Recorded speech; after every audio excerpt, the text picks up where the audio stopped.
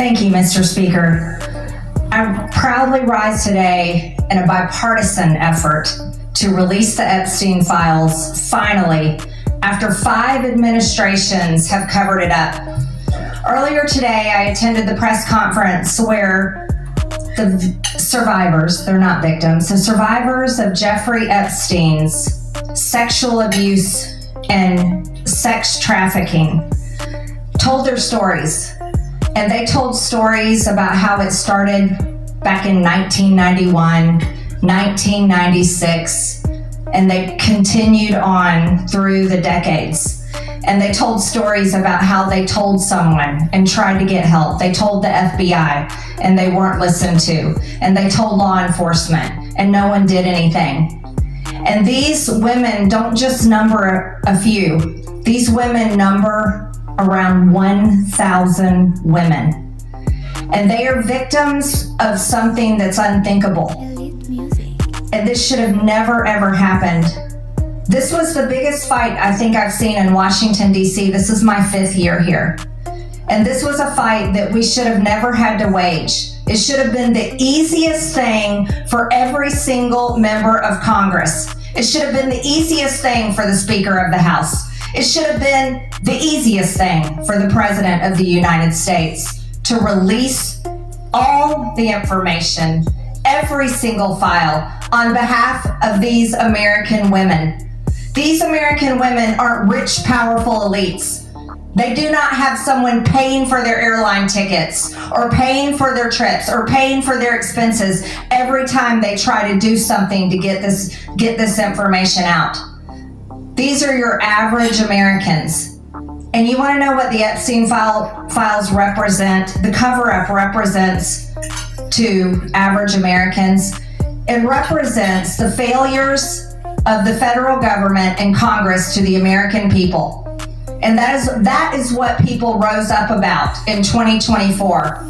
They wanted and demanded transparency from their government and for Americans finally to be put first. And today, with this vote, we are finally putting these victims and these survivors of Jeffrey Epstein and the cabal of rich, powerful elites that expands not just here in the United States of America, but to other countries as well. We're putting them last. And that is exactly what Americans want. You see, for far too long, Americans have been put last. And they're sick of it. They're sick and tired of it.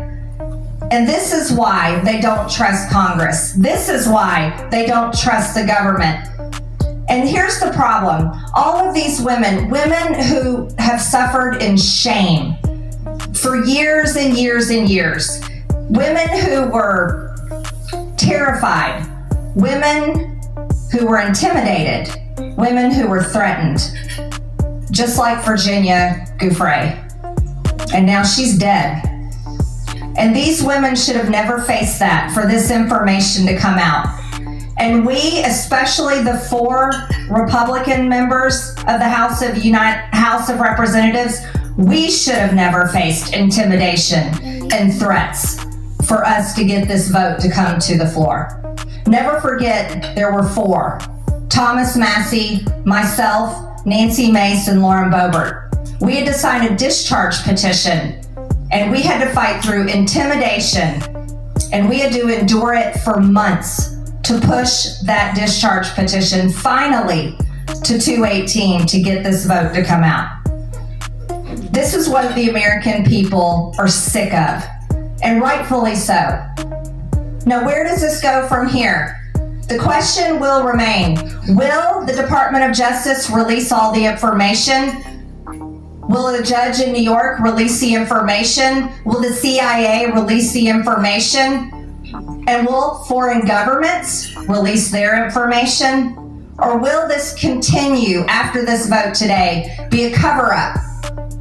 A cover-up of the rich, powerful elites that bond together in sex and human trafficking abuse and all types of global business that enriches them but never serves Americans. The American people will know, and the victims actually the survivors of Jeffrey Epstein will know, because they know the list of names.